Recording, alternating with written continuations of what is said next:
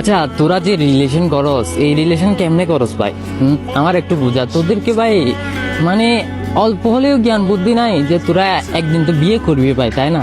বিয়ে করবি তো এই রিলেশন তোদের কেমনে করতে মন চায় আমার একটু বোঝা। মানে তোরা তো বিয়ে করবি এক সময়, হ্যাঁ। তোরা দেখ, তোরা ওই মেয়েটার সাথে কথা বলার জন্য তোরা ভালো করে বন্ধুর সাথে মিশস না, আড্ডা দিয়ে গেলে বন্ধুর সাইড হয়ে যাস তোরা।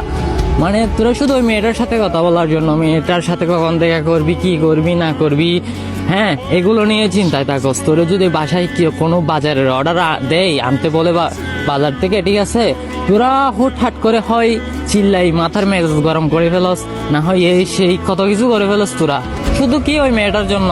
ওই মেয়েটার জন্য তুই কতজনের কাছে খারাপ হস তোরা এটা জানস? হ্যাঁ, বন্ধু বান্ধবের কাছে তোরা খারাপ হয়ে যাস শুধু ওই মেয়েটার জন্য।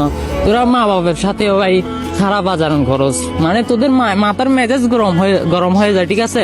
তোরা একটু চিন্তা কর, তোরা যখন রিলেশন করতি না তখন তোরা কিরকম ছিলি, আর এখন কিরকম? এখন তোদের মাথার মেজাজটা একদম গরম, ঠিক আছে? কেউ একটা কথা বারবার জিজ্ঞেস করলে তোদের ওইটা মেজাজ গরম হয়ে যায়। আগে কেউ একটা কথা বারবার জিজ্ঞেস করলে ওইটা নিয়ে হয়তো মজা করতি বা হাসাহাসি করতি। এখন কেউ একটা কথা তোরে দুইবার বলতে পারে না, তুই গরম হয়ে যাস। মানে তোদের আসলে মেজাজটা কিরকম হয়ে গেছে তোরা একটু চিন্তা কর। খুদাই মেয়ের পিছনে না ঘুরে তোরা আবার নিজের কেরিয়ারটা ঠিক কর, ঠিক আছে? তুই তো এমনিতেই বেকার পড়ে আসস, তুই নিজের ভবিষ্যৎ নিয়ে একটু চিন্তা কর।